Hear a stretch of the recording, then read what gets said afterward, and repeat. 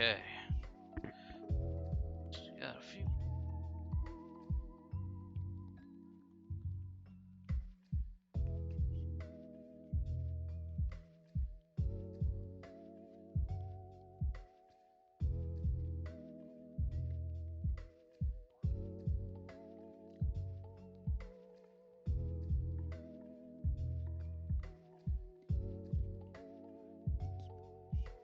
Okay.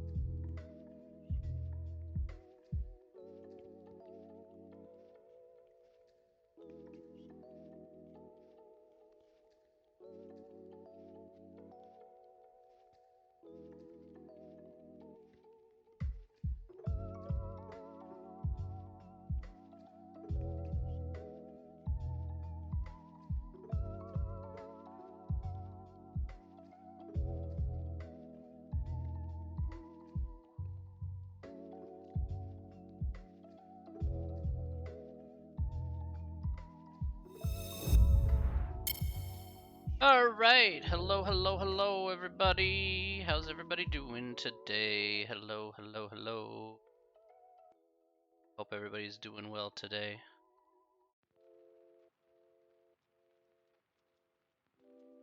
I have a few more people join the chat here. Get underway just as usual, ladies and gentlemen. Right.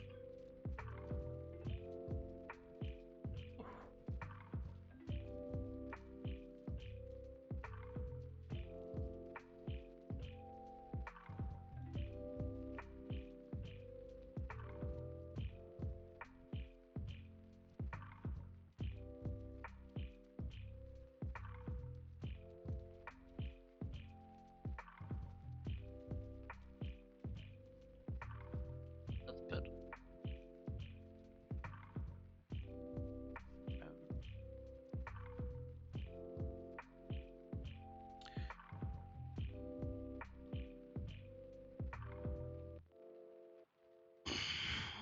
Alrighty.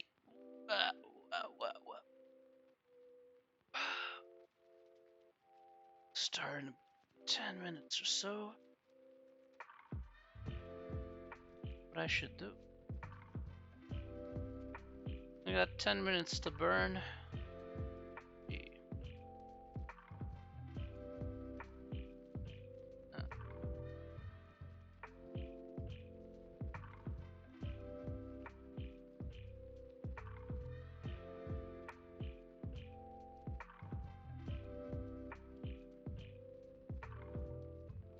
Take a step away.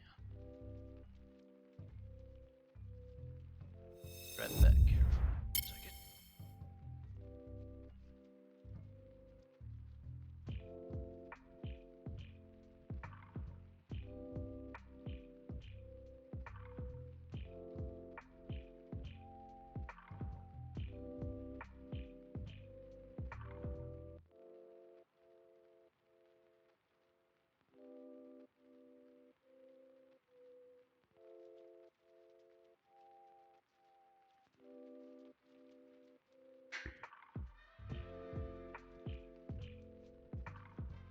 Alright.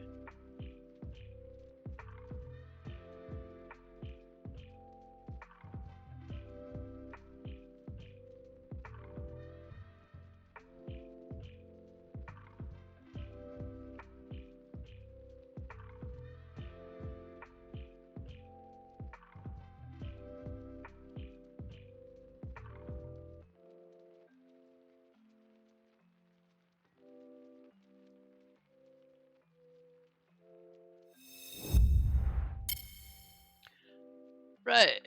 Go. Here we go. Here we go. Switch over to this cam. Let's see.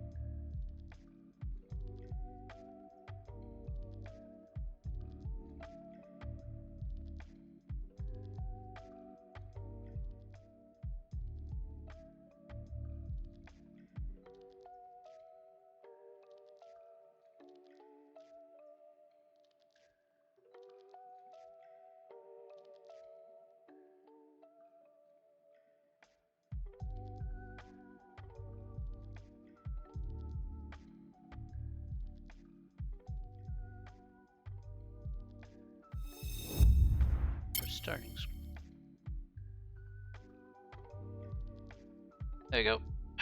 All right.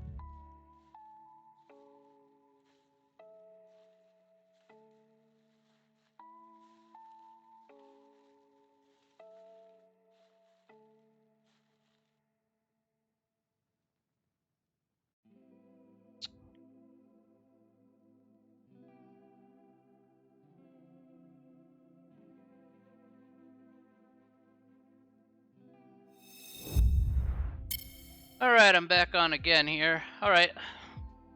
I'll be starting here in a couple minutes or so. Hopefully. Otherwise we can wait for people to trickle in here for this class. Not sure. Maybe people running late today. I don't know. In any case, alright. Probably get started fairly soon. So, hang tight here. And, yeah, we'll get going here. So hopefully everybody's doing well here today. I want to give a quick shout out to say that I'm alive.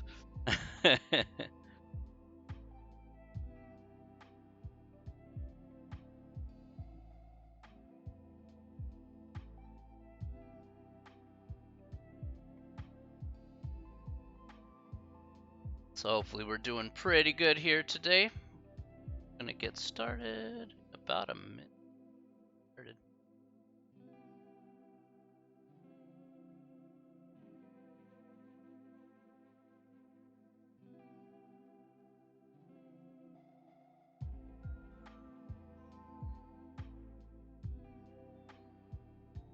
Hey, Natty, how are you?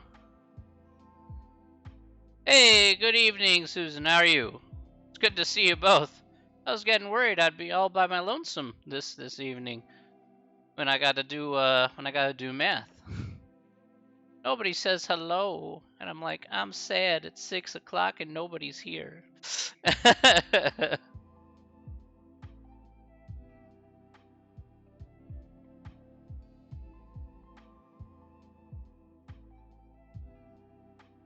How you ladies doing today?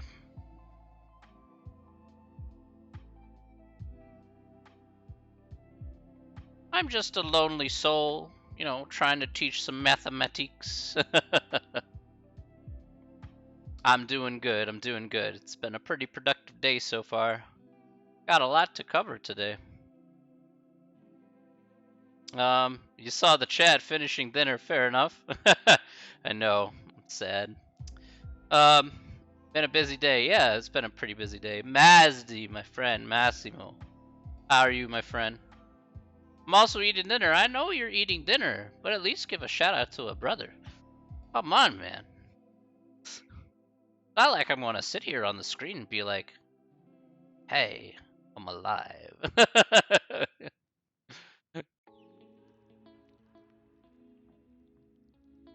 I'm trying to do work, I promise.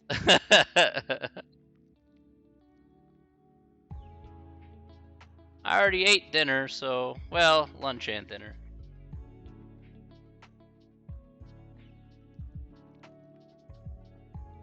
I just have a meal a day these days.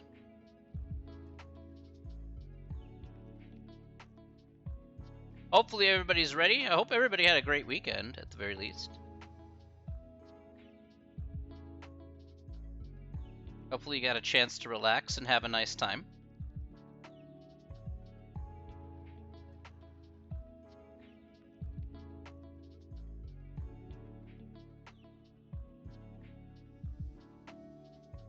Is everybody doing all right?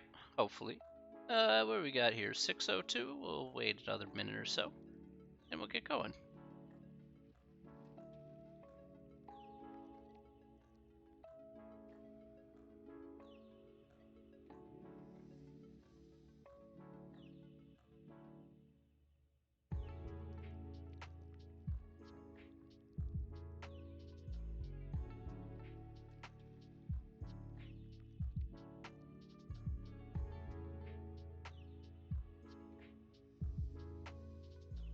There we go. All right. Weekends are always busy. First, I wish I could only eat once a day. I eat twice. Sometimes I could only eat once. Yeah, once a day is fine for me. You get slower metabolism. You're like, yeah.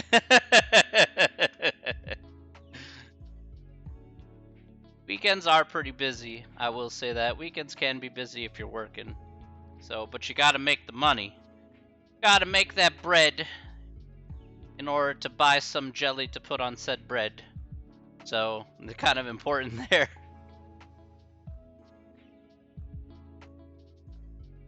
Alrighty. I think we're ready to go. Let's go ahead and get started here. Let me pause the lo-fi music here. All right, let's do this here. All right, no. Look, I've worked many a weekends in my life, Natty. Many a weekends. None of them very fun, but you got to do it, and you got to make the money. You got to be independent. Those are all very important things to do. So I'm happy that you're working on the weekends. That's going to be important for you to understand at least, you know what? If we got to make it, sometimes we got to sacrifice a little time. Eventually, you'll hopefully get to a place where the weekends are going to be nice and free and you'll be able to do what you want. Hey, Connor, how are you, my friend? I'm sure it's. I'm doing good, my dude. Doing good. Excellent, excellent. Yeah, that's the first thing that I had to learn when I was 15 is understanding that it is all about financial independence. Once you reach that threshold of financial independence, nobody can say squat to you. Okay? You're not underneath someone else's thumb all the time. You can speak for yourself. So, about to head off to the wonderful land of sleepy time. Oh boy. I should head there at least in a few hours' time, I'm sure. Yeah, I'll be honest with you. Financial independence is one of those things that that has that probably is the pinnacle of what you want to be doing, and you want to make your way toward that goal. Like I said, you know, lots of things can happen, in your lifetime. You could have relationships, you could have, you have relationships with many different types of people, whether it be, a person who you like or whether it be your family. But at the end of the day, you have your money in hand, you're spending it wisely, you're doing what you want, nobody's can't complain at the end of the day. You know, at least you have you, and at least you have the job, and at least you have the skills to pay the bills. So, all that drama, all that stuff, there you go. You feel like a boss. You do. You do feel like a boss when you're holding enough money in your hand where you don't have to answer to anyone. Will you get some help along the way? Sure, absolutely. You can get some help along the way. There's no shame in that. But when you start taking responsibility, one of the things that you'll instantly recognize is people will find you to be more reliable at the end of the day. And that's a good feeling to have. So,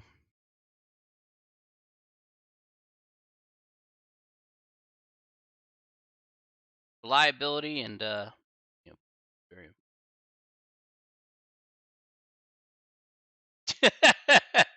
Connor, a motivational speaker. It's just because I've been there. I've lost a lot of money, and I've been down in the dumps before. I've been at the very bottom of the barrel just scraping by. I mean, it's not to say that I haven't experienced that. I have. I know how that feels. It's a terrible feeling. It sucks to be underneath someone else's rules and someone else's thumb. You want to be able to create it for yourself. So you do. That's what you do. You just keep working toward you get until you get there. Yusuf, my friend, how are you doing, my dude? I hope you are well. I read that thing on the hashtag Discord there, Yusuf. Is that true?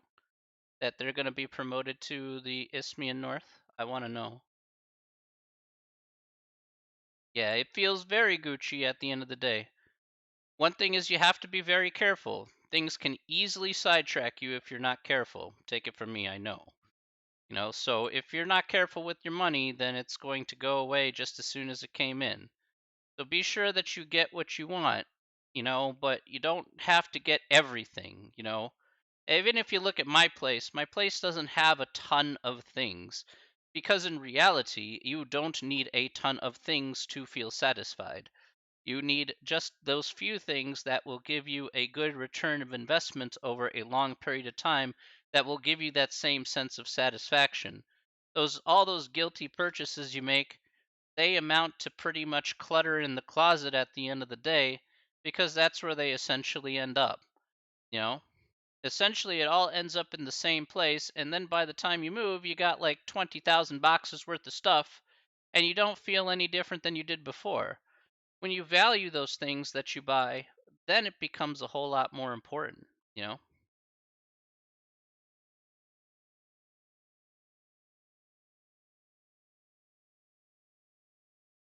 Thanks, Connor. You too, my friend. Don't know yet till find out as soon as the season's over. Okay, that's fair, Yusuf. That's fair. Hey, it's King Sheeran. How are you, my dude? How are you, my friend?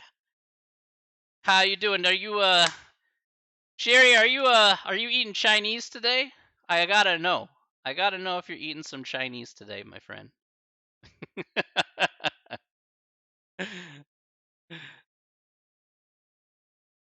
How could I not forget? How could I not forget that I basically got How could I not forget the incident when we're playing Among Us, okay? I can't forget that. I called you out on eating Chinese. I can't really argue with that. Probably the best thing I've ever said. Probably one of the funniest things I've ever heard.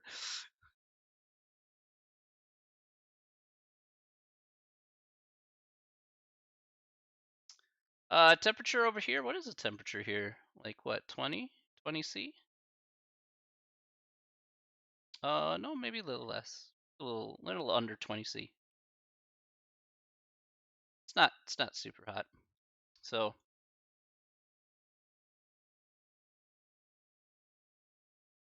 probably like maybe 6, probably like 18 C, maybe. Missed the stream so much. Don't worry. They'll be back. They'll be back.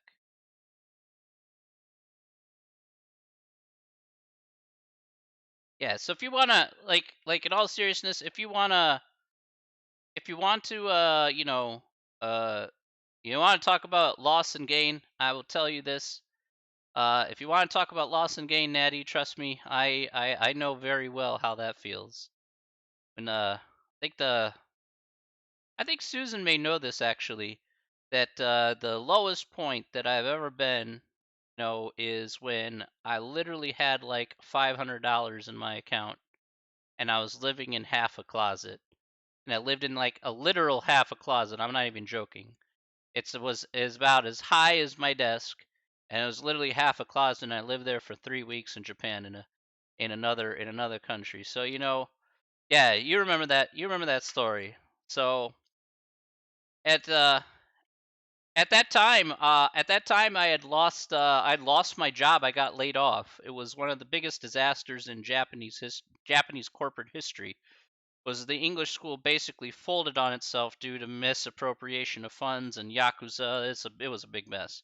Anyway, the amount that they lost total to the country was approximately 400 million US. It was pretty crazy. So you can imagine that a lot of people were mad and a lot of people were laid off, and that definitely included me.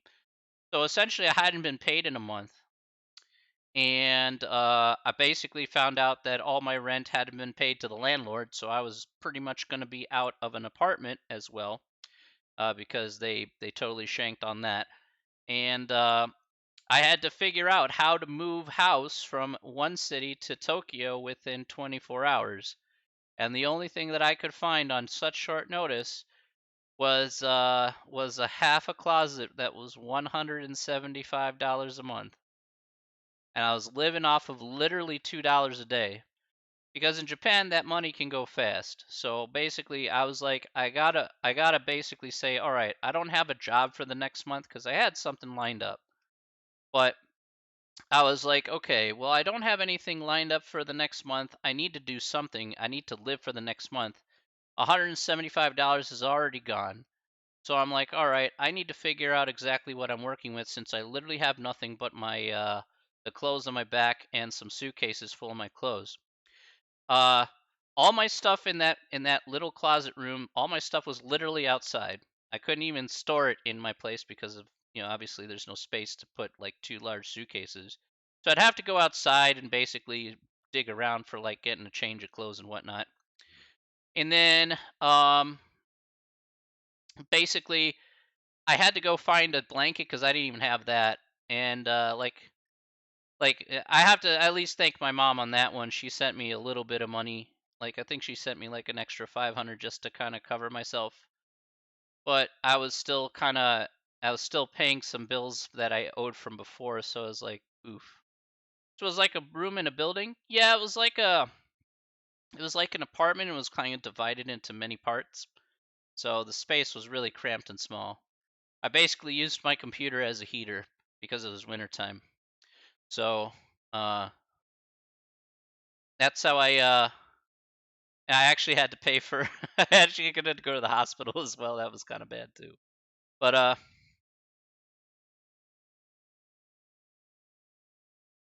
so yeah, I mean, I lived off of miso. I lived off of miso ramen, and coconut cookies. And my little treat that I would have myself is I go down to the QQ store, which is like the 99-cent store. I buy myself like a sweet potato, and that's all I could do. Literally, that's all I could do for like 3 weeks was just that until my landlord got said he had a storage closet for like 350, and I was like, okay, I'll take the storage closet. And it's like on the contingency that I had enough money to like I had enough money where I could give the 350 and be like, okay, I'm going to be starting my job. I can pay this off. So then I lived 3 years in that storage closet, which was fine. That storage closet was pretty big. So how I able to get back to be able to spend money like it's nothing? I don't spend money like it's nothing, Jerry. I don't spend money like it's nothing. No, I think about what I'm doing. If you have the spare amount of money, then you can take it. You can choose. You have the option to do that. Okay, but money's not an infinite resource, not for everyone. That definitely includes myself. Even if I can spend money like on Twitch to give like a gift sub, for example, that does not mean that I automatically am spending all the money all the time. I'm actually pretty frugal when it comes to spending money. Like dead serious.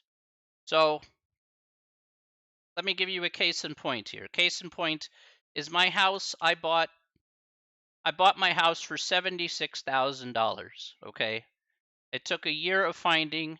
I found my house for $76,000. All right, I did like 8,000 worth of repairs. Okay,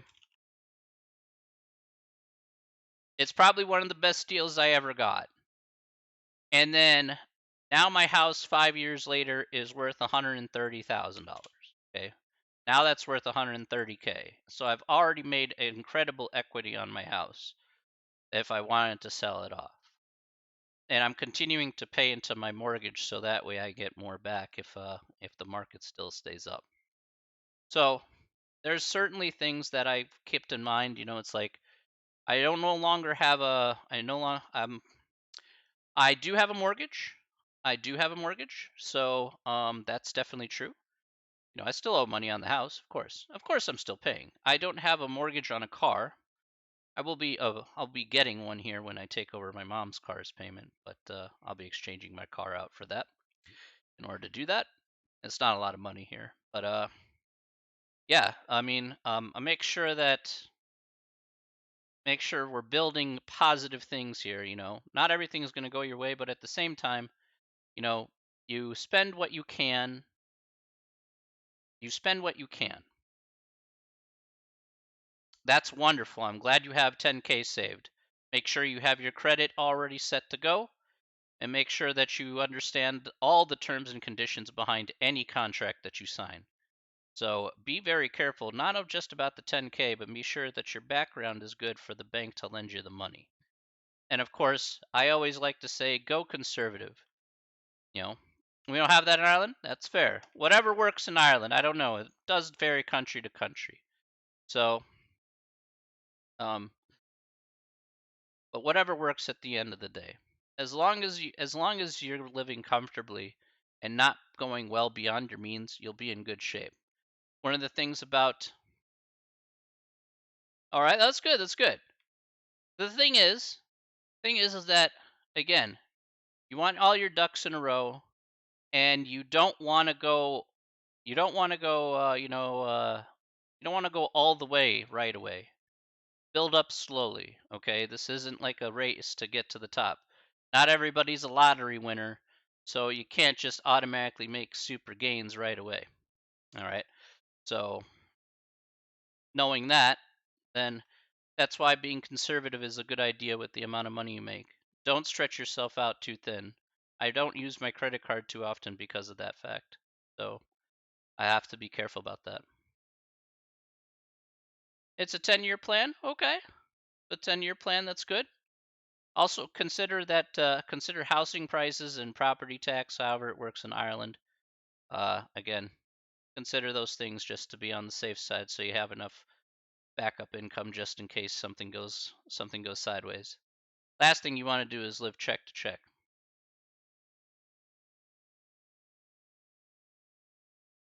All right. Whoa. Okay. Holy cow, that was a long tangent. Sorry about that. Let's. You gotta get started here. Okay, I gotta do some intros here. Um, living check to check was so hard. Living check to check is not living. Living check to check is basically you putting yourself in. I have a friend. I have friends who live check to check, and I tell them you're not living. You're just basically, you're not. You're just surviving.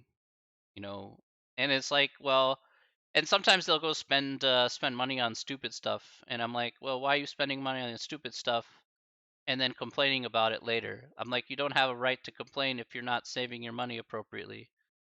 If you're living check to check, then you have to be even more aware about being responsible with the amount of money that's in your pocket. Yeah, it's a toll on your mentality. 100% true, right? You can't be, that's it means that you can't be it means you have to be even more aware. And if you're not, then it's just gonna wear you down. That's why, in a lot of ways, I will say this, Natty and Shiria and everybody else, I'm very thankful for the fact that I was down as far down as I was, because I understand how far down you need to be sometimes that you can be in order to understand how to pick yourself back up again. It takes it takes time and strength and things like that, but you know what? You can do that. And you don't need to be like super educated like me in order to do it. You just need to be able to do it. So,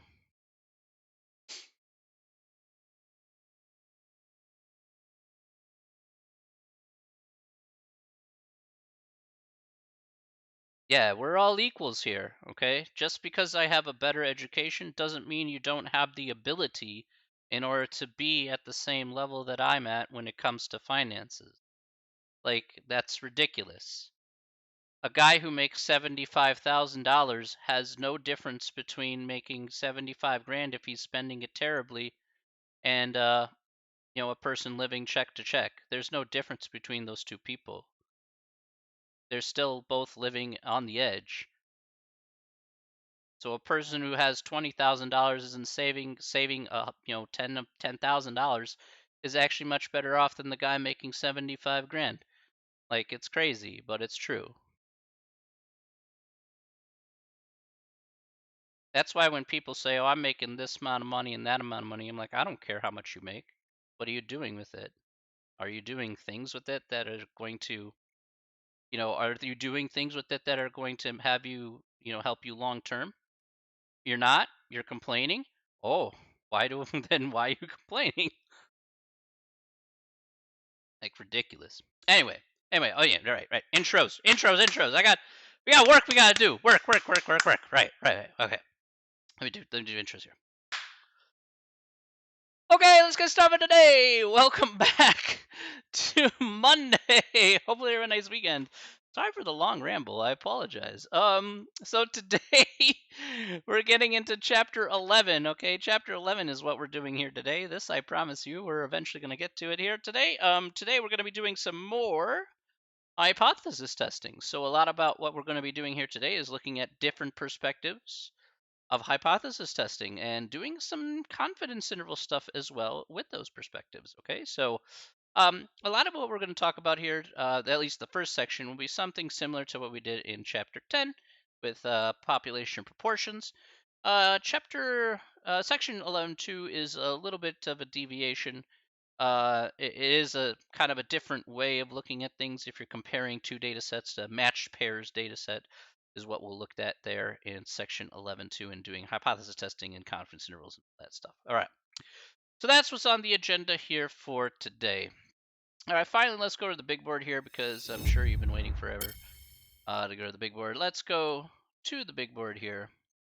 Let's talk about some stuff that is that's important for your grade. All right. Hey, I wasn't lying. Anyway, all right. So let's look at question 1 here. All right. How can we do hypothesis testing with 2 population proportions? All right. So here's how it's going to work, ladies and gentlemen. Ladies and gentlemen, the way it's going to work here in this section is we're going to have 2 population proportions. All right. So these 2 population proportions here are basically, we're going to compare both of those proportions with each other. And we're going to see exactly, comparing the 2 here, making some kind of claim, and then testing it using our hypothesis testing stuff. Okay, that's essentially what we're doing here. All right. So let's at least talk about what those population proportions will be. Okay, and we'll discuss exactly how it will work. Okay, so let's look at, again, a lot of these steps here are pretty much the same. In fact, I did literally copy and paste a lot of these steps. So um, you'll notice pretty much there's a lot of same things that we talked about here last time. So step 1, determine the null and alternate hypothesis. So as you know, this is pretty much what we do from step 1, null and alternate hypothesis. Now here's the nice part here. The null hypothesis is always the same. Okay, it's always going to be the same. It's the population proportion of group 1 is equal to the population proportion of group number 2. That's it. This is static. It's not going to change. Okay, so that in this case here, unlike what we did for chapter 10, there are no numbers here. All right, it's just going to be P1 equals P2. That's it. Okay, that's your automatic set in stone null hypothesis. Super nice, super convenient. All right, so that's one big difference compared to what we did back last week, is now we just have a set in stone kind of deal. Of course, what's not set in stone, of course, is the alternate hypothesis, which is going to be either a left, right, or two-tail case. So again, either the first group is less than the second group, the first group is bigger than the second group, or they're not equal to each other, depending on the claim that's made in the given problem. All right, fine. So we'll look at that there once we go ahead and do that out. Okay. Now, let's take a look at step 2 here. We determine the type of test, same deal. The step 3, we state the level of significance. Okay, again, we don't need to go ahead and find that. That'll be stated in the problem. We do the test stat. We're going to do the p-value. We're going to do the comparison stuff. Okay, all that stuff there is the same. Obviously, as you can see here, the test stat is rather messy to do. So it's not the nicest thing in the whole wide world to do. It's a thing. Yeah. Yeah, it's a thing. In any case, though, let's go ahead and do the same thing that we did last time here. We're just going to do an example straight up and just kind of do it at the same time as the steps. So let's do that out and see what we got. All right. Okay, so in this case here, we're going to do number 19.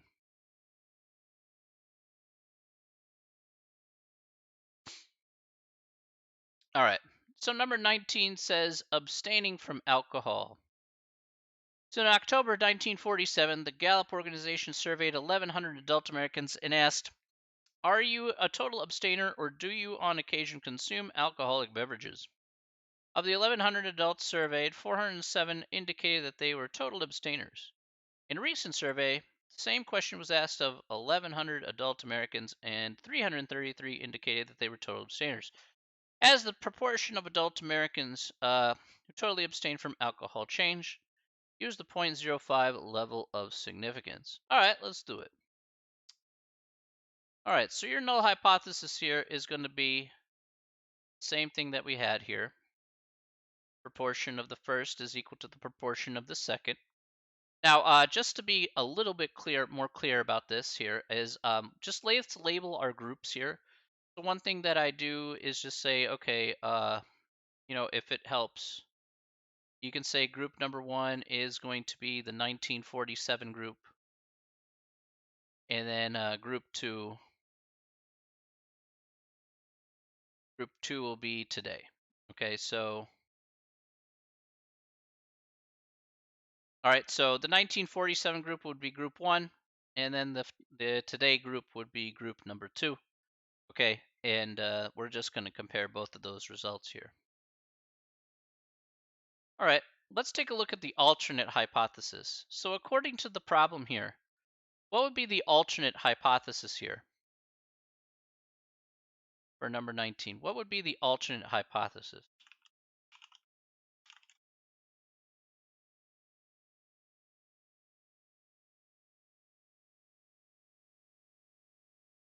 Not equal. Okay. So, what was the key word for you there, Massimo? Why did you say not equal? Which I agree with, by the way. What was your key word here in our problem that told you it was going to be not equal? Changed. Perfect. All right. That's correct. Okay, so if we read this carefully here, it says, has the proportion of adult Americans who totally abstain from alcohol, has it changed? All right, so it doesn't say less than, it doesn't say bigger than, has it just changed? Is it different? Maybe another way of actually stating that would be, is it different? Okay, but changed is the key word here that we want to focus on. So, indeed, that is true. All right. Let's go to step number 2 here, as we did step 1. What kind of test do we have here? What kind of test do we have here in this case?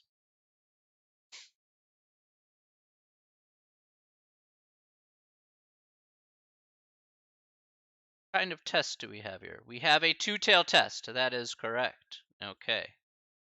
100% on board with things. I agree.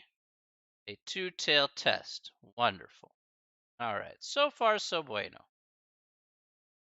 All right. Step 3 here was just stating the level of significance. So we're just going to state that straight up. No problem. Just like so. Okay, so that's step number 3 here. These 3 steps are exactly the same 3 steps that we talked about here last time with a few modifications, of course. Excuse me. All right, so let's look at the next step here, which is, of course, the ugliest step in the process, which is this test stat here. All right, so the test statistic here, let's go ahead and show this on the screen here, and we'll get to seeing how we can plug these numbers in if you want to check it out. This is the formula here for the test stat. It'd be P1 minus P2 divided by the square root of P hat times 1 minus P hat times 1 over N1 plus 1 over N2. Yeah, it's yeah. Now, of course, just like we talked about in the last chapter here for chapter 10, we let the calculator do the work for us to find the test stat. And luckily for us here, we're going to do the same thing again. Now, for the purposes of this example, I'm going to write in all the numbers that would be relevant here in this particular instance. One other thing that I do want to note here that I accidentally forgot to write in, um, and I kind of accidentally forgot, so I'll make a note on this screen here on the paint tool. It's kind of like a my bad sort of deal. So, okay. So let me put a note here. P1 is equal to x1 over n1, and P2 is equal to x2 over n2. Okay, so I just want to put that note there. I didn't put it for some reason I forgot it on the handout here, but this is what P1 and P2 would be equal to um, x1 over n1, the sample size, and for n1, and then x2 over n2. And they have the same representation here, by the way. Number of yeses in each individual. All right, so in this case here, how would it look like? See there on the very ugly looking test stat. Let's at least write down our numbers here that we need, and then we can just plug and play those numbers. So x1 here is going to equal, let's see, 407. So we have 407 people from 1947 said, hey, I don't drink.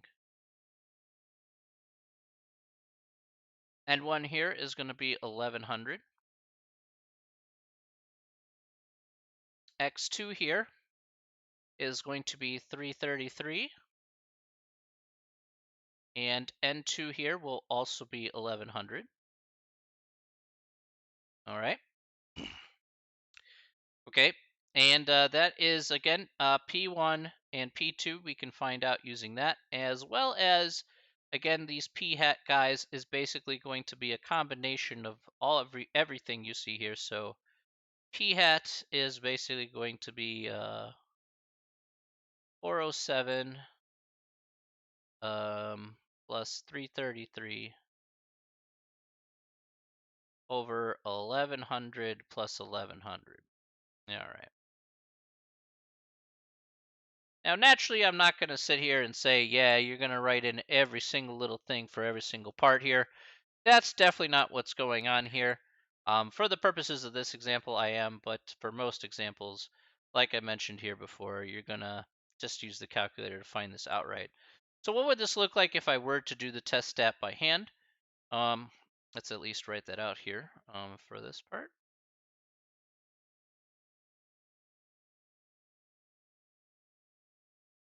Okay, so the test stat here would be 407 over 1100.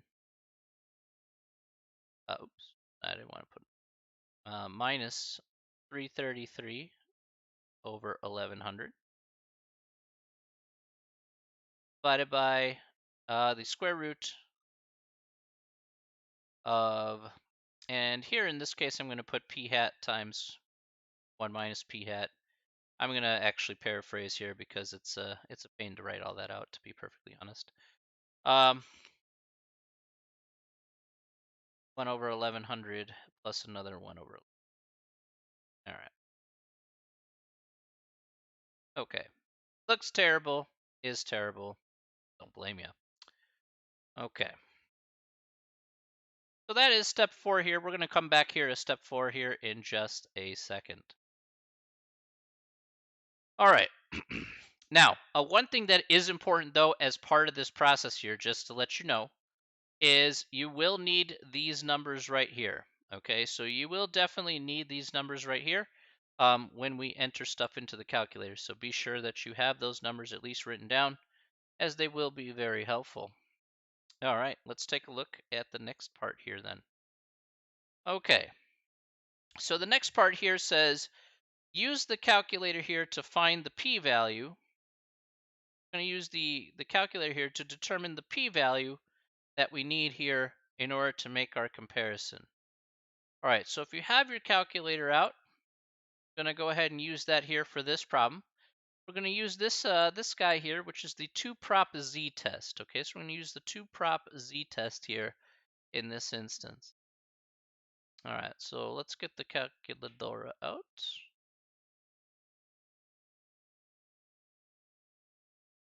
All right, here we go.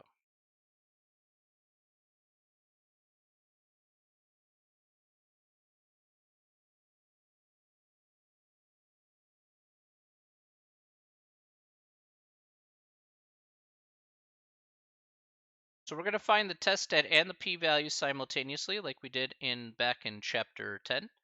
So I want you to go ahead and hit the stat key here. So let's hit the stat key. Right, we're going to scroll over to tests. All right. And we're going to go down to number 6 that says 2-prop z-test. So number 6 here that says 2-prop z-test. Okay, that's what we want here in this instance. Let's go ahead and enter. Now, as you can see here, we need all the numbers that we wrote down here in step number 4 in order to find ourselves our p-value here. So we're just going to go ahead and just go down the line here. As we see here, we have x1.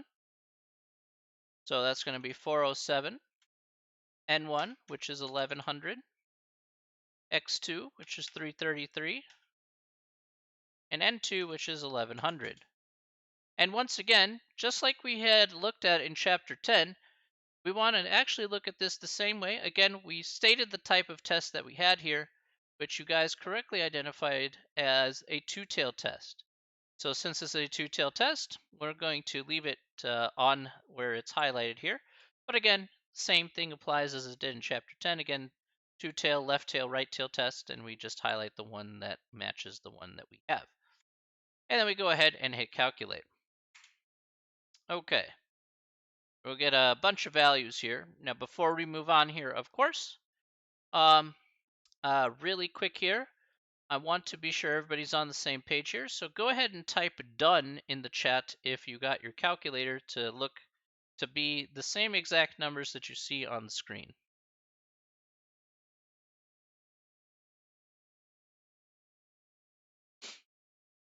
Okay. Let me know if you're having problems so that way we can make those corrections now on your calculator. So I just want to be sure. Hey Beth, how are you doing? Good to see you. Um uh so anybody have any questions about that? I think that should be okay then. All right. Nobody has any questions. I'll go ahead and move forward then. Okay. So let's take a look at the p-value here. So the p-value here. Excellent.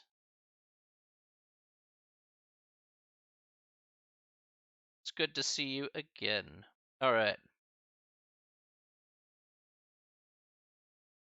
I know most of the time you lurk around a little bit, Beth, but it's always good to see. Always good to see every class. All right. So we got 8.412. Okay. Times 10 to the negative fourth power is what we get here for our p-value. So as you can see here, our p-value is 8.4012 times 10 to the negative fourth. And our test stat here, that very first number we see there, 3.3392. All right. So here's what we have here. Again, the rest of the numbers are reflective of the, p hat, p1, p2, and all that stuff. So that's all good. Now, again, another way to write our p-value here, 10 to the negative fourth power would be 0.00084,012. Again, this is because 10 to the negative fourth moves it over to the left, moves the decimal place over left 4 decimal places. So just be sure to remember that scientific notation can be a possibility here that you may need to convert over to. Okay.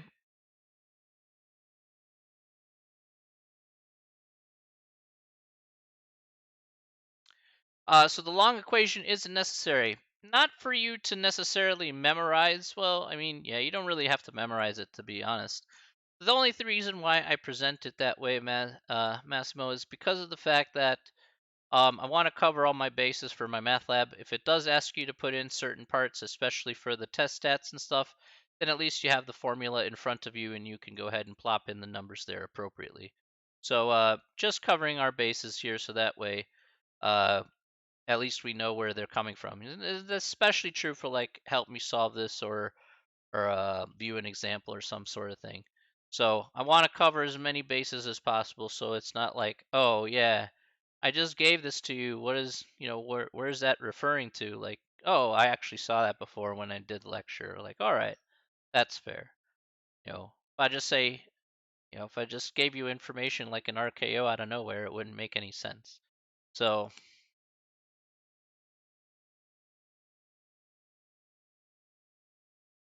it's important.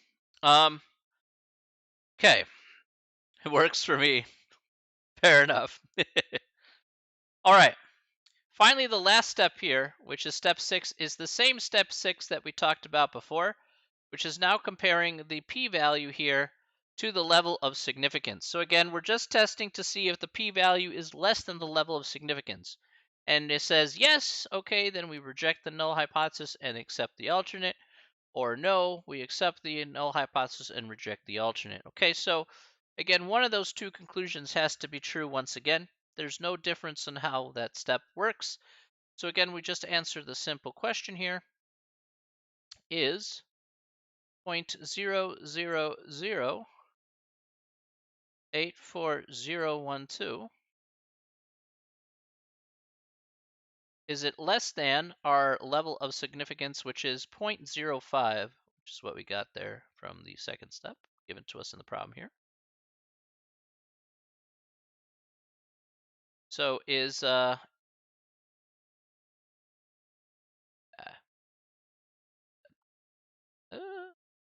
For some reason I can't do things. Try this.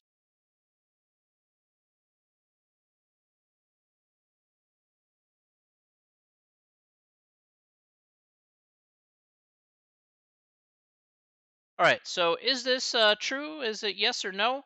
Is 0.000844012, is that less than 0.05? Yes or no? Let's at least answer this question here. Yes, okay. Perfect. All right, very nice. So if this answer is yes, okay. If this answer is yes, then what conclusion can we make here?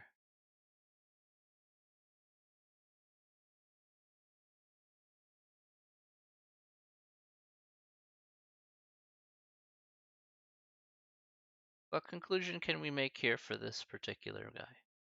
Reject the null and accept the alternate. Perfect. That is correct. Very nice. That is absolutely spot on. Reject the null and accept the alternate. Good. And that's our final answer for this problem.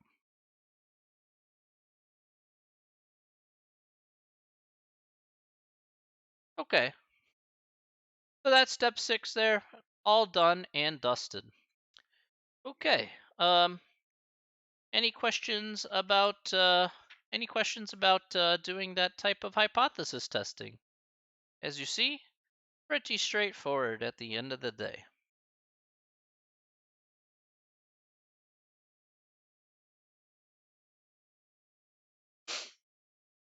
Oh, yeah, once you have the template from like the previous chapter, it's really not too hard to like kind of put those pieces together.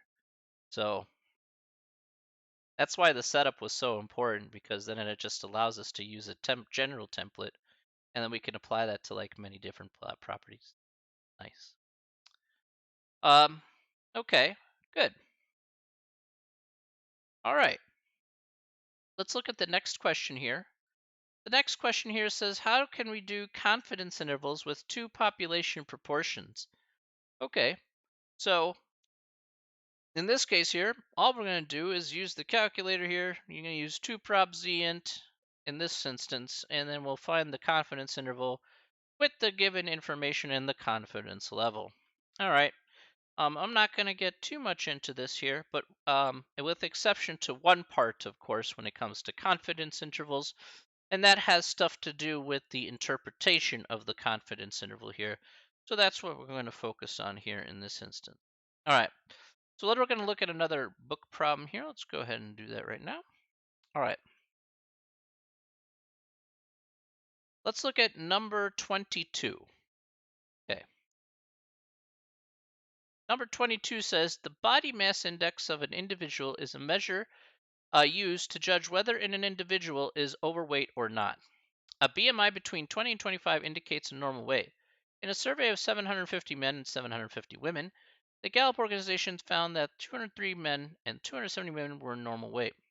Construct a 90% confidence interval to gauge whether there is a difference in the proportion of men and women who are normal weight. Interpret said interval. All right, let's go ahead and do that here for number 22, and we'll see exactly what the interpretation needs to be in order to do this problem out. Okay, actually, yeah, you know what? Not for this.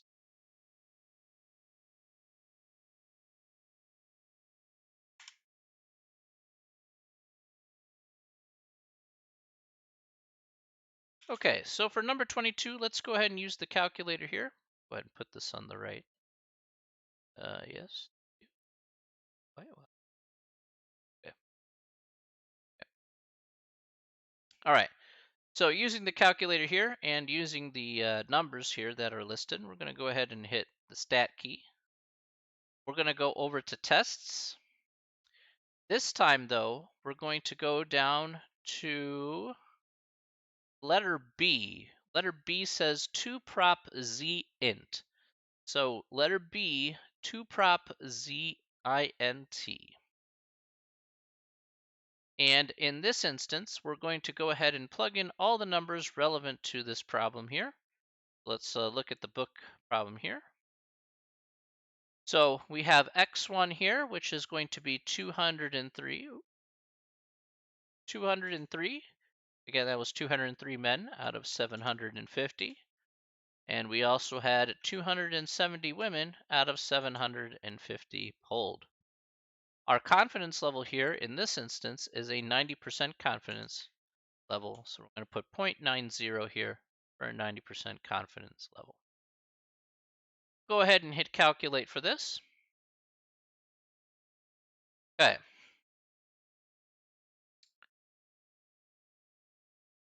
All right, so this is what we get here for our answer. Again, let me just make a confirmation here. Go ahead and type done in the chat if this is what you got for your confidence interval.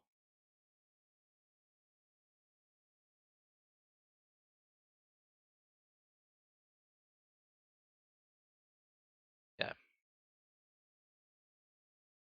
All right, good. Excellent. All right, so you guys got that. Now, as you can see here on the screen, both values are negative. Now, I do want to make a note regarding this here. So let me make a note for this here really quick. I'm going to actually switch off for just a moment. Switch to this. Come here. Okay. I'm going to go to my no face screen here for just a moment, as we do want to look at this here carefully.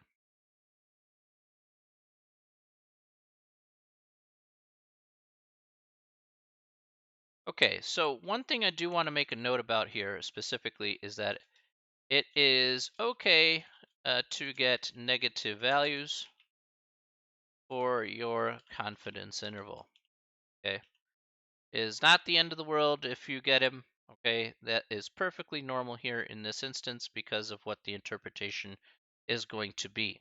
Okay, so we're going to go ahead and take a look here at this interpretation and what this actually reflects. So first of all, let's just type in our answer here, which is again negative 0.1286 and negative 0.05.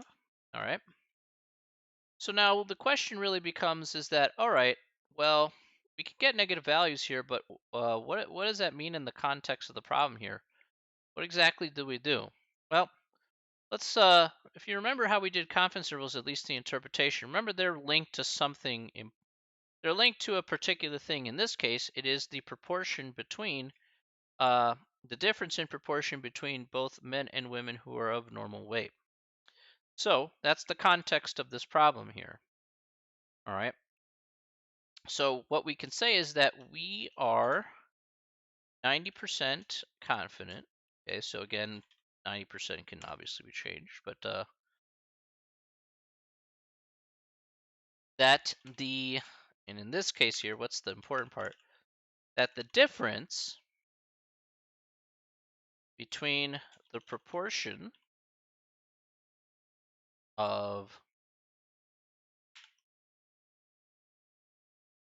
men and women, let's just put this right here, who are normal weight is between negative 0.1286 and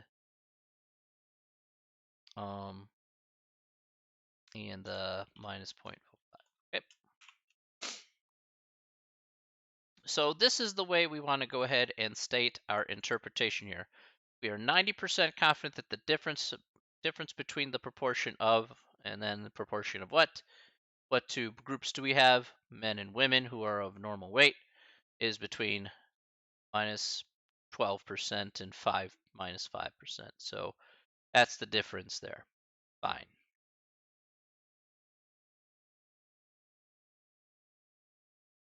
All right. Any questions about the confidence interval there?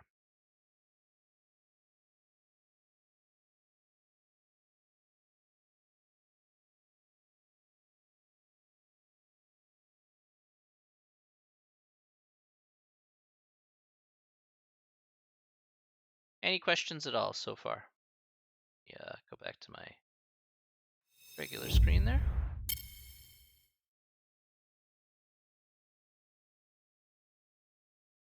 Okay, good. All right. So far, so bueno. All right. Let's look at the question number 3 here on the handout, which is pretty familiar because it's just like the question from the handout when we first talked about confidence intervals back in chapter 9. So essentially, most of this stuff is just copy paste with a few new tweaks to the formula. So, how do we determine the sample size for two population proportions? So once again, this is basically to determine a good sample size here to do a proper study.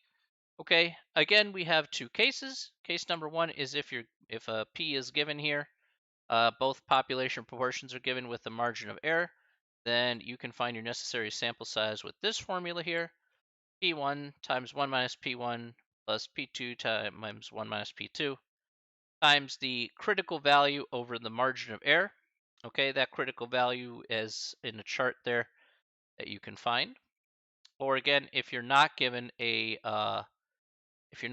p, then you actually use 0.5. You actually use a half times the critical value divided by the margin of error.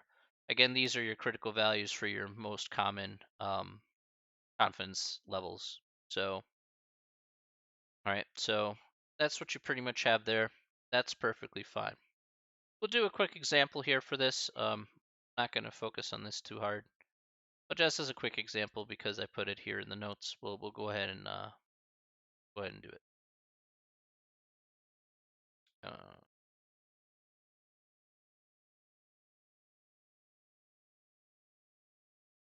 all right, here we go. Okay, so let's look at 34, for example.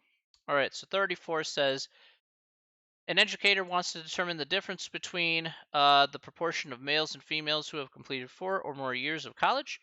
What sample size should be obtained if she wishes the estimate to be within 2 percentage points with a 90% confidence, assuming that she uses 1999 estimates of 27.5 and 23.1% for male and female respectively from the U.S. Census Bureau, or she does not use any prior estimates. Okay, so essentially in this, for number 34 here, let's go to our paint tool here. I'm going to go ahead and just do this out here really fast. Essentially, all of this is basically plug and play. So if we're doing A, let's do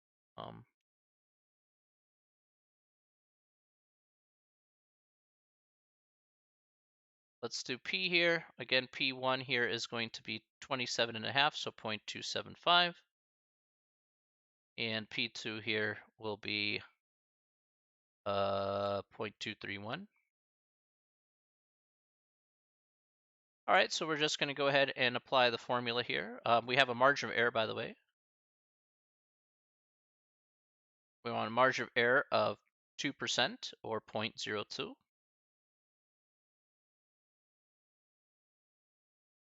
And we have a 90% confidence level.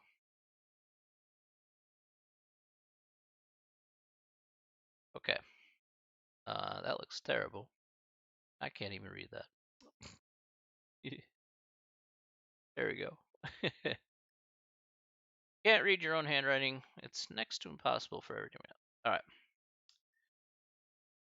Okay, so here we'll just go ahead and do 0.275 times 1 minus 0.275 plus 0.231 times 1 minus 0.231.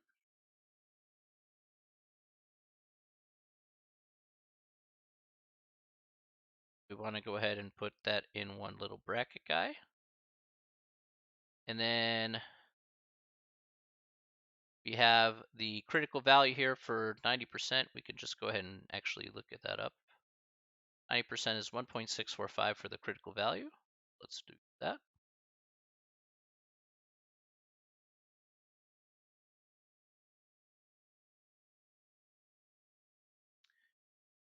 We'll divide that by the margin of error of 0.02, and we'll square that.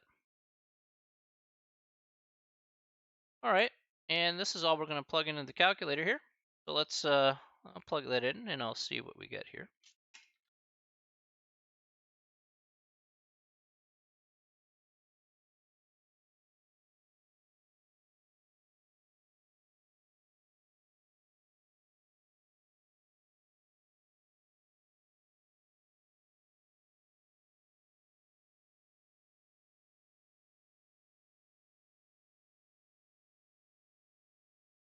Okay, let's see here, 1.645,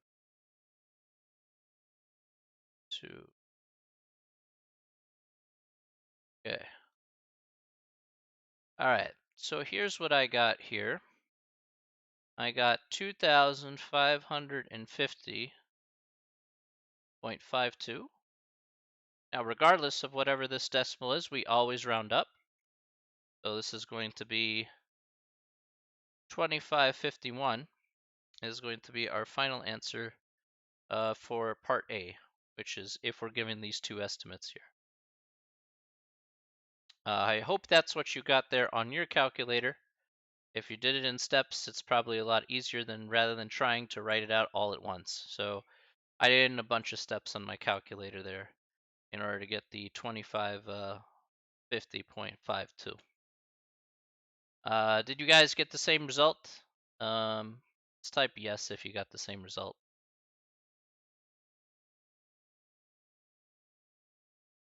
Yes. Yes works.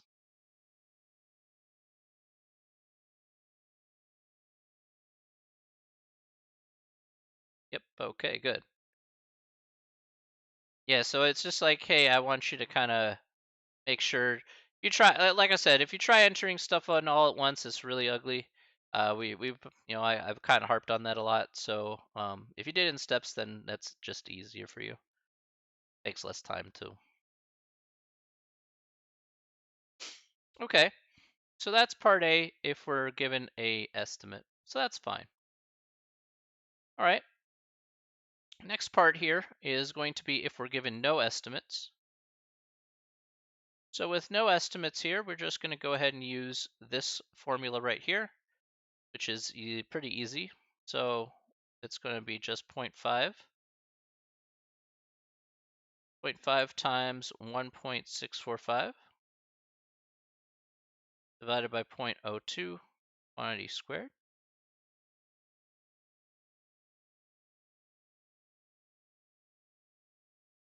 All right, and we're just gonna, this one here you can obviously plug into the calculator straight up, really no problem.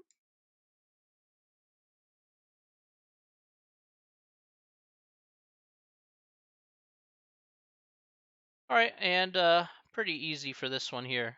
Should get 3382.53, or again, rounding up here once again, we get 3383. Always rounding up, so don't forget, no matter what decimal you get, you're always rounding up. Okay, so those are our answers for that part there. Okay, any questions about that? Any questions at all?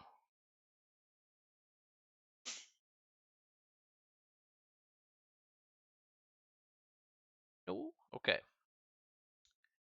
Alrighty. Okay, so let's take a, all right, so this time here, actually, for the ease of use here, let's take a short break.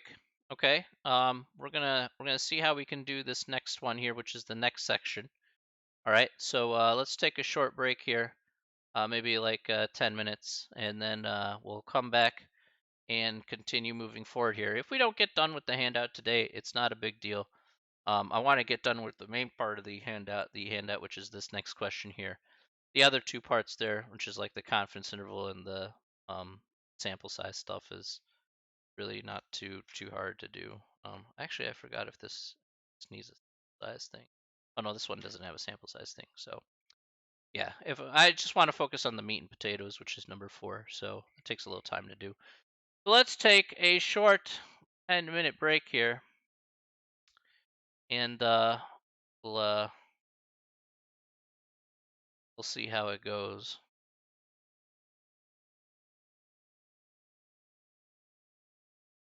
We'll go with some music here.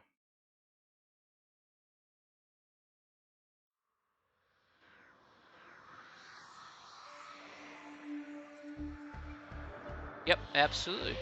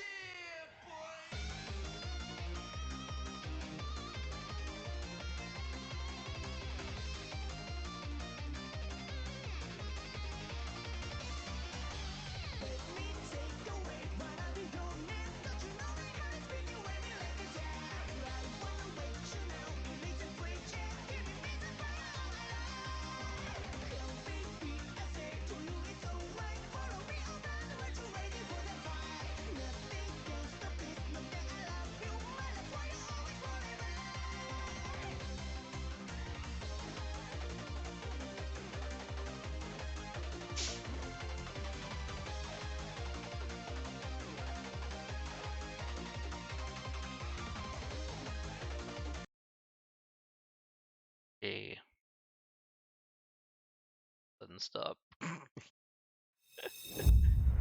Okay, there we go. All right, we're back. All right, came back here a couple minutes early here. Um, really quickly here, does anybody have any questions from before? Any other questions they'd like to ask me before we get started here with doing question number 4 here from the handout?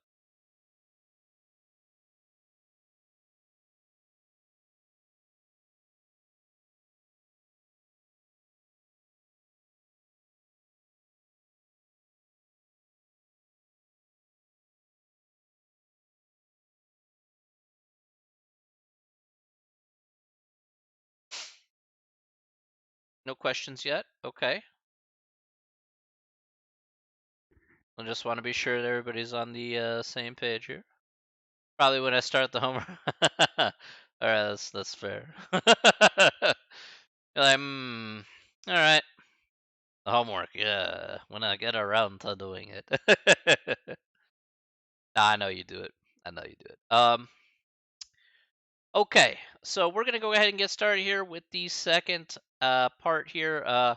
Again, we'll just see how far we get here. I may just want to focus on just number 4, and we can just finish off 11 for next time. Um, really, it's about kind of setting up this problem here correctly, as it can be confusing at times. So I got to be a little bit extra careful here about how we approach this next example. In any case, in section 11.2, we're going to be focusing on specifically. Let me go to the big board here. We're going to be focusing specifically on matched pairs of data. So we're going to have 2 data sets. They'll be matched, 1 and 1, 2 and 2, 3 and 3, 4 and 4, and so on and so forth here. And we're going to want to be able to determine the hypothesis testing for this. Now, I do need to make a few things clear here so that way it's a little bit more understandable. Sometimes what you write down is a little bit confusing, but that's kind of the best way I can put it here. All right, so let's look at step 1 here, and let's talk about it. Let's hydrate. That's a good idea. Dr. Pepper, baby. All right. So step 1, determine the null and alternate hypothesis. Now, let's talk about the null hypothesis here. The null hypothesis has this UD is equal to 0. Now, what does this exactly mean? We're going to have 2 sets of data here, 2 groups of data. So we have group 1 and group 2. What we're specifically looking at here in this hypothesis test is we're going to look at the differences of the means between both groups. Okay, so there's like a mean for group 1 and a mean for group 2, and let's say we subtracted them from each other, and somehow we got the same mean for both groups, and that happened to equal 0 if we subtracted them from each other. That'd be the most ideal condition that we would want here in this particular case. Okay, so again, you have 2 separate samples here. Again, they could be dependent samples, but at the end of the day, the difference between the means here has to be 0 if we want the most ideal of cases if we're comparing the 2 groups. All right. Now, of course, what that means is that if we take a look at that there specifically, our alternate hypothesis will be the same alternate hypothesis we talked about before, where that mean is going to be less than 0, where that mean is going to be, difference of those means will be bigger than 0, and or just not equal to 0 depending on the wording of the problem here once again. All right, of course, the same 2 other steps apply. Determine the type of test and state the level of significance. Both of those guys there, very, very straightforward. All right, so once again here, let's take a look at a problem, okay? And we'll see exactly how we can work with that. And go to this. All right. Is this where I want to make sure I'm in the right one? I want to do, okay. I want to, there's a specific one I want to do here. So I'll go ahead and go to that one. Not that one. That's not what I want. There we go. Okay. So this is what I wanted here. All right.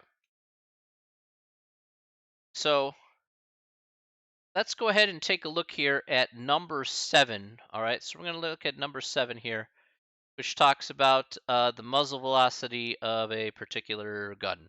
Okay. So um, we have two sets of data, did some testing on a gun, and we said, okay.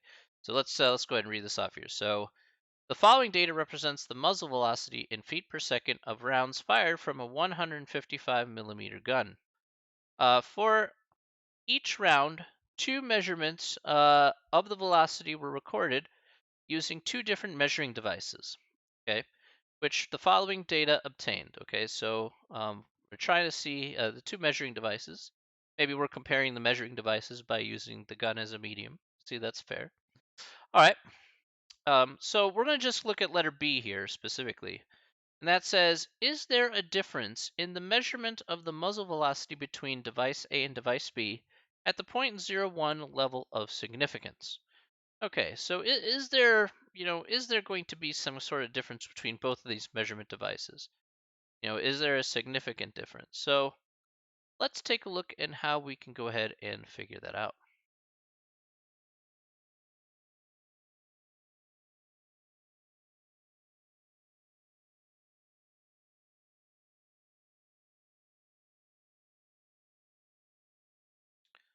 Okay,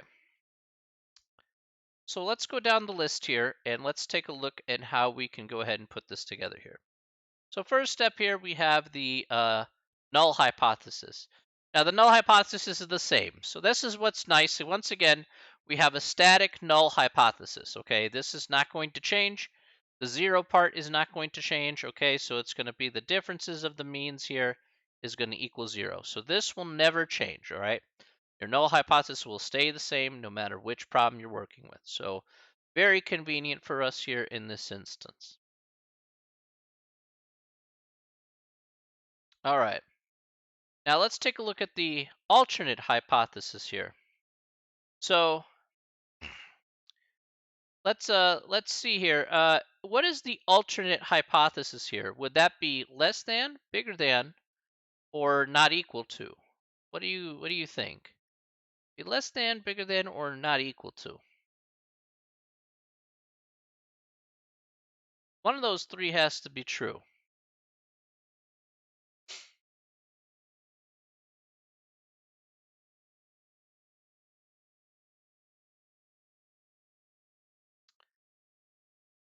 All right. How do I know it's not equal? Okay. I want to take the guessing away. All right. I know. I totally understand if you're not sure. The important point is to take the guessing part away. So how do I know it's not equal to? What's my giveaway? Yeah, is there a difference, right? So that's correct, Susan. That's absolutely right. Is there a difference here, right? So it doesn't say, is there a difference between both of these? It doesn't say if one measuring device is higher than the other or something like that. It says, I can't even speak. Is there just a difference between both of those guys? Okay. All right, so we have the this not equal to 0 here is what we got. So what type of test do we have here in this instance?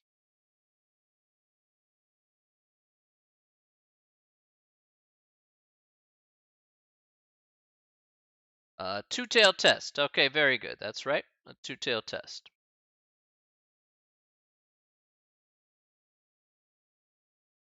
All right. Now, once again here, we're going to go ahead and have a level of significance, so which is going to be 0.01. Okay, so that's what's given to us here in this problem. Fair enough. Okay, now we move on to step 4 here. Now, admittingly here for step 4, most of these problems here are just basically going to be data sets that are going to be given to you here. Now, I did write down the formula here for the test statistic here in step 4, so it's not a bad idea to go ahead and write this down. All right.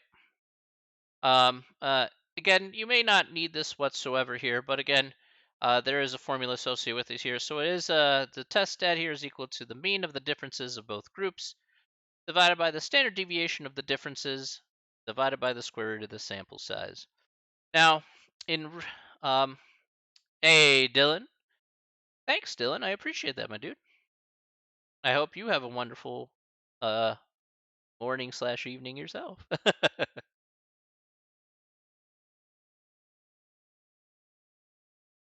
Now, in reality here, in step number 4, what I would like you to do is you could just type right in test stat. So, um, to find these values here in reality, all right, to find these values here in reality would take more time than what's necessary. Okay, we want to be able to set up the problem here appropriately. All right, and then go ahead and apply what we need to. So for this one here, I'm going to just go ahead and tell you, you could just forego, plugging in the numbers here. I'm going to let the calculator do it in our stead like we did have done before here. So we're going to move over here to test step 5 here, which is now we're going to use the calculator in order to do so. Okay, and we're going to use the t-test here in order to determine our p-value. However, this is where a lot of the time is going to be spent here on the problem is getting to this p-value. Okay, the reason why a lot of time is going to be spent specifically on getting this p-value is you need to set up your calculator in a very specific way in order to get the values that you need in order to make that proper comparison to get the p-value that you want. So let's talk about how to do that before we actually get our p-value here. So like I said, we're given data here, but we have to be a little careful how we enter in that data here. Okay. Let's go to our calculator here for just a moment. And I'm going to have the problem up here. As you can see, we have 12 shots, and we have the recorded data from those 12 shots for each.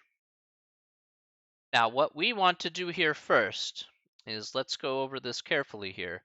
What we want to do here first is we're going to go ahead and hit the stat key here. We're going to go over to edit. Okay, so we're going to go over to edit. We should see our list guys right here. Now we're going to go to list number 1, hit clear, and hit enter. Okay, so if there's numbers that were listed there from previous examples, just hit clear and enter. Okay, now what we are going to do is we're going to enter 2 lists. List number 1 here will be from observation A, so all those numbers from observation A. And list number 2 here will be from observation B. Okay, so the first 2 parts here are rather simple. Let's go ahead and type those out right now. Just be careful, make sure to put the right numbers in the right spots, okay? Be very careful.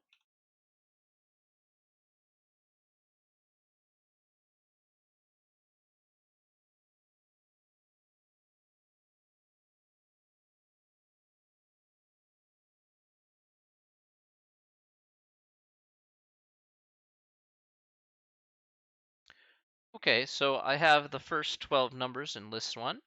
I'll go ahead and put it in list 2 now. That'll be for letter B.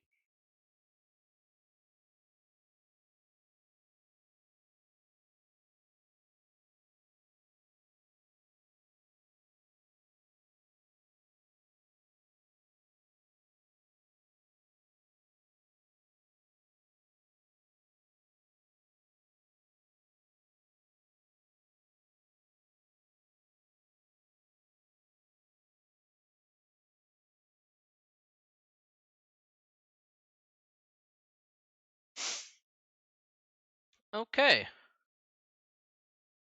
All right. All right. So before I move forward here, um, I want to be sure everybody here is at this point in this process. All right. So type done if you have all your numbers entered into both of your lists. Remember that they do need to be the equal amount of numbers here. Okay, so I want to be sure once everybody has done putting in their numbers, I'll move forward here. So I know some of you are taking your time, but that's okay.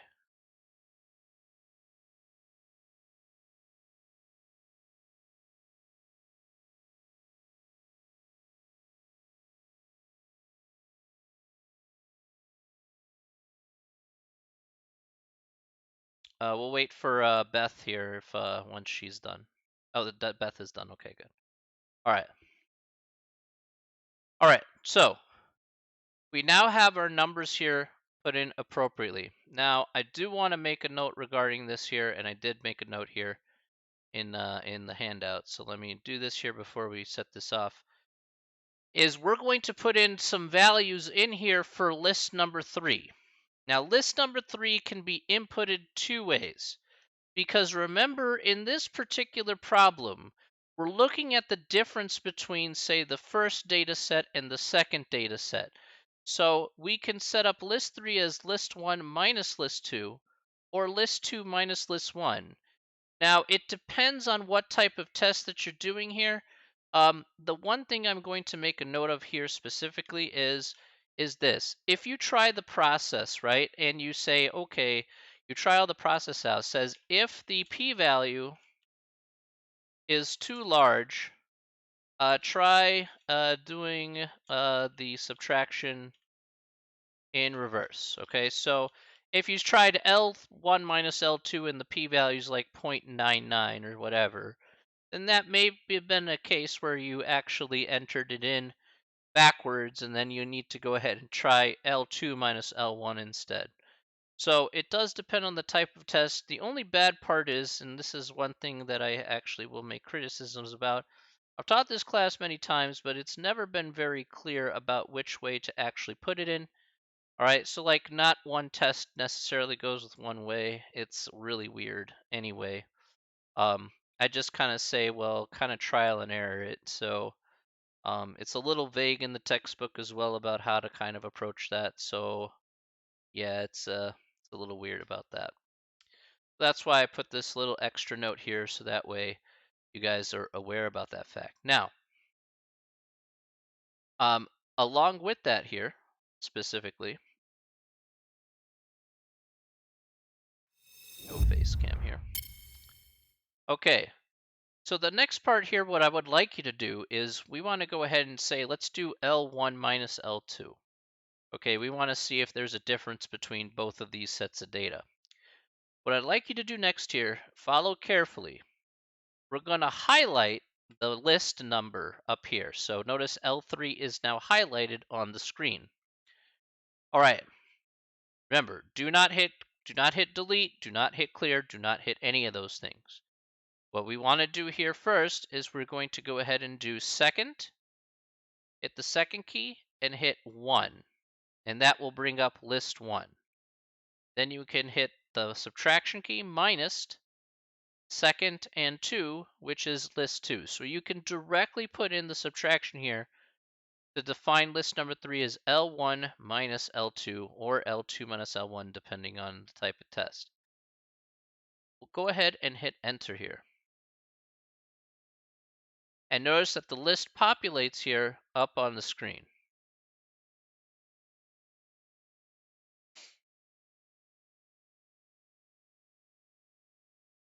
Oh, actually,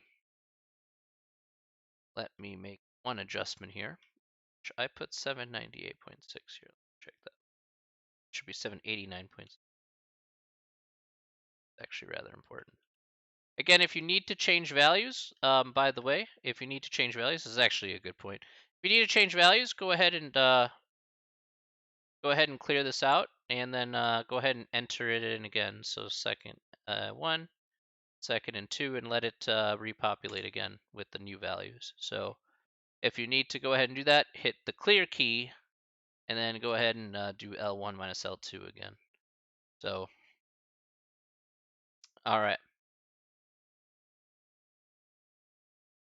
Okay. So be sure everybody's got this here. Type done in the chat if you got these values like it has on my screen.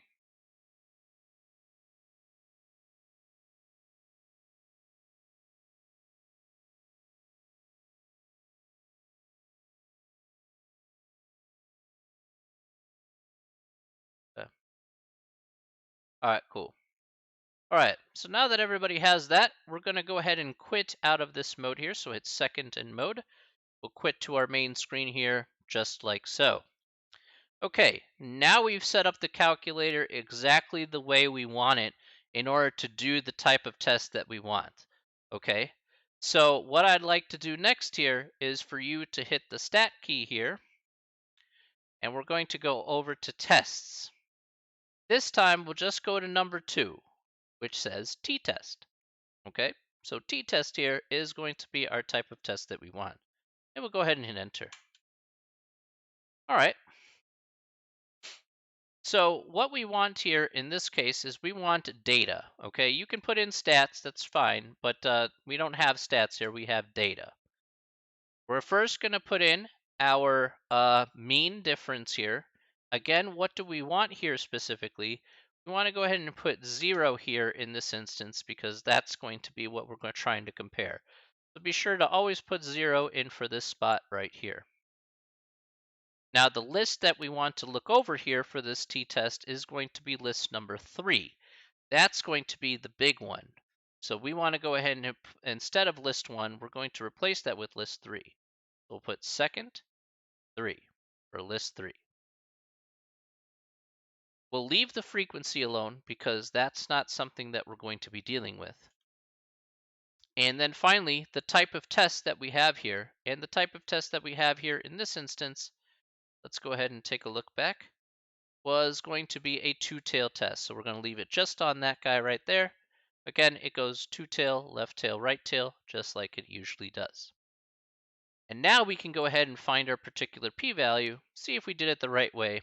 Otherwise, if we didn't do it the right way or if we have a too large of a p-value, we'll go ahead and reverse it around to L2 minus L1 and for L3, and we'll go ahead and see what we get. So let's see here. Okay, so this p-value here is pretty reasonable. All right. Okay, good. Now, so this is what we have here, no problemo. All right. So now what we have here is we have the test stat and we have the p-value. So the test stat here is that very first one you see there at 0.8517. And the p-value associated with that here is going to be 0.4125.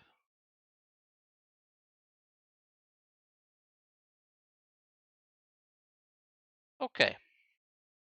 Again, it does show you the mean here between the two. Again, the standard deviation, the sample size, all that stuff. It shows you that extra info.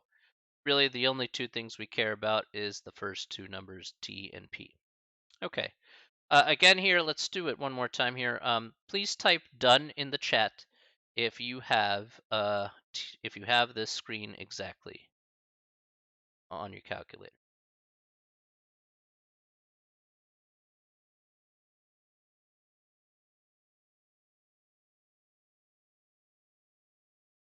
Okay. Great. All right.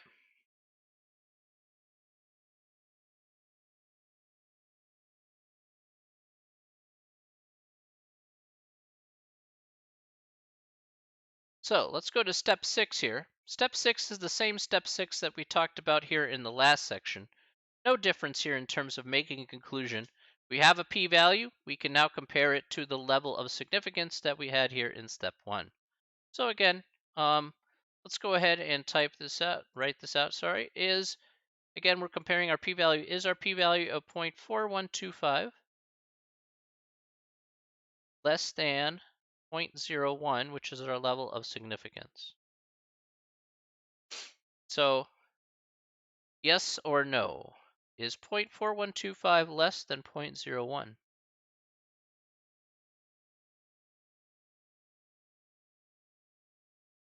No.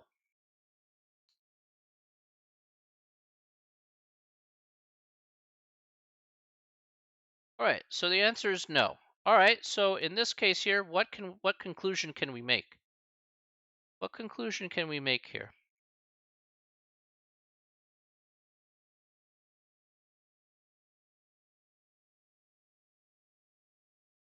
All right, excellent. That's right, Mazdi. Mr. Massimo, spot on. Accept the null hypothesis and reject the alternate. Good.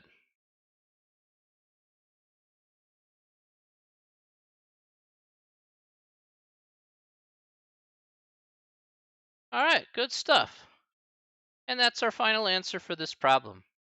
So again, just had to go through this carefully here, especially the setup on the calculator. You'll just need to be very careful about that part there. Once you set up your proper lists, and then finding the p-value associated with. Remember, it's list number 3. Okay, so list 3 there that you'll need to put in for the t-test. So list 3. So a little bit of setup beforehand, and then you can find that p-value, make that comparison like we normally did in the past few sections, and then there you go. Bada bing, bada boom. You got yourself a winner, winner chicken dinner. So not too shabby.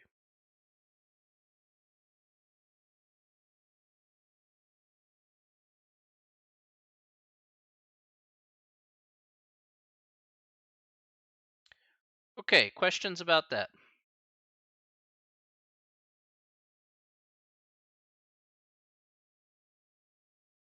Back to the screen here. No? Okay.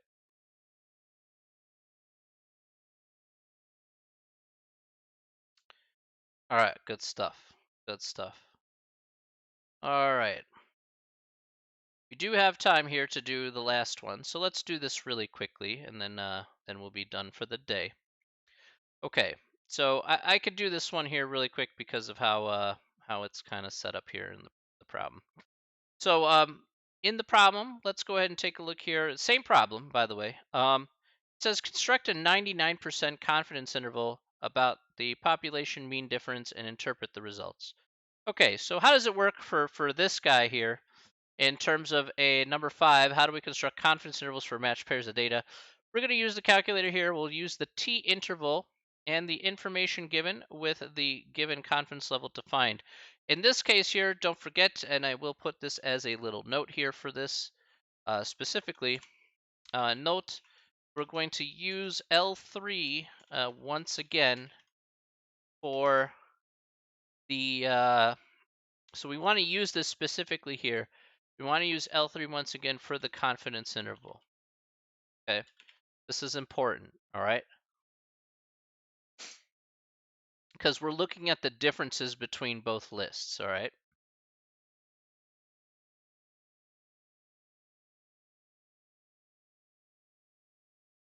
Okay, so let's take a good look here at this one specifically. Okay, so how does it work? Let's go ahead and look at the calculator here. So we're going to go ahead and hit the stat key here once again. We're going to go over to tests. We'll go to number 2. So number 2 here, which says t-test. Number 2 with setting t-test. All right. Let's use our oh, I'm sorry, not t-test. I'm so sorry. What am I doing? I'm doing not tests here. T-interval. Sorry, I meant to do t-interval. I don't know why I keep saying t-test. That's what we did for our example. Okay, my bad on that. Go to t-interval number 8. Number 8. Okay, number 8 here. T-interval. Pardon me. All right. So we're gonna look at this here specifically. We want to be underneath data here for our t-interval. And again here, as you can see, the list that we're going to use is going to be list 3. Again, if list 3 doesn't appear in your calculator, hit second and the number 3 key to get list 3 to show up. We're going to have our frequency here be 1. We're not going to touch that. And our confidence level here in this case is 99%.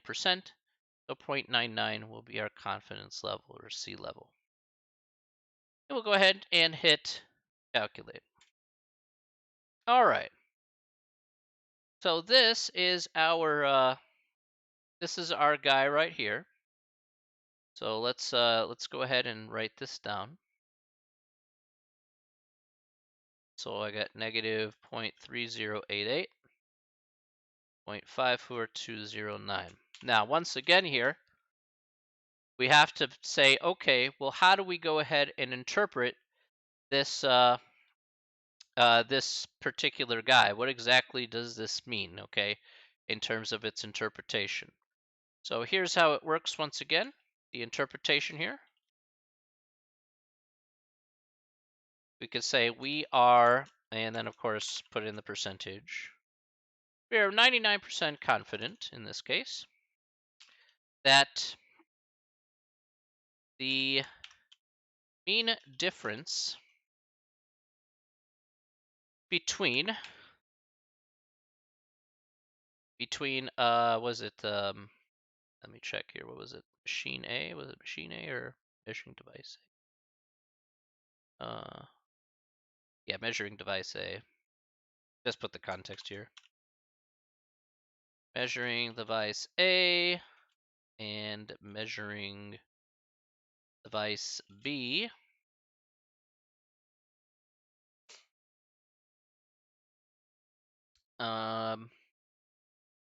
is between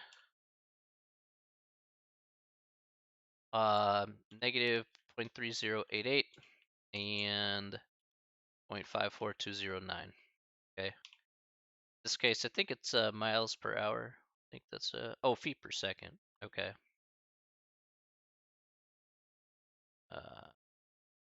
Whatever. Second. Just using the context here. All right. And that's essentially what the interpretation is. That's how we can break down the interpretation, just like so. All right, so the important part here, of course, besides the percentage confidence that we have here, is the mean difference between, that's what we're looking at here, the mean difference between both measuring devices. All right, so it's negative 0.3 and 0.54 feet per second. So they're pretty close to each other in terms of what the data shows. All right. And that's how we can do the constructing of confidence intervals. Okay. Any questions about that?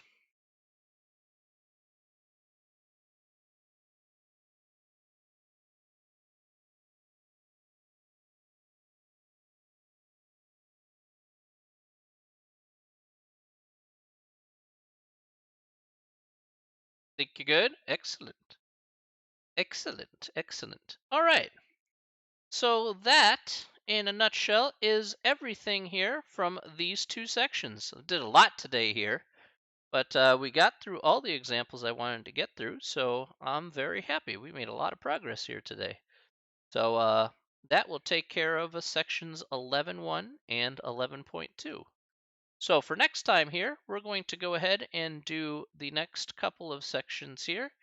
11.3, I think 11.3, and I forgot if I have to do 11.4. Well, I'll figure it out. Anyway, I'll figure that stuff out. That's a me problem, not a you problem. In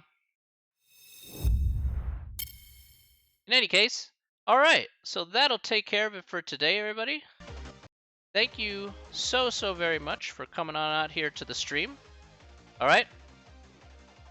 Thank you guys. You guys are wonderful, wonderful people for hanging out with me for the past 2 hours. I don't know what to say. I love you guys. You guys are great. So, yeah. Oh, thank you. Thank you. You're wonderful as well, Natty. You're wonderful as well. All right. All right, everybody. We'll come back here on Wednesday. All right. And as always, like I like to say here, stay safe. All right. Stay healthy. And most importantly, stay sane. Have yourself a great evening, everybody. Everybody take care of yourselves. Get some good food in ya. Get some good rest in ya. All right. And we'll see you in a couple of days. See you Wednesday, everybody. Take care and have a great one. All right, everybody. Bye.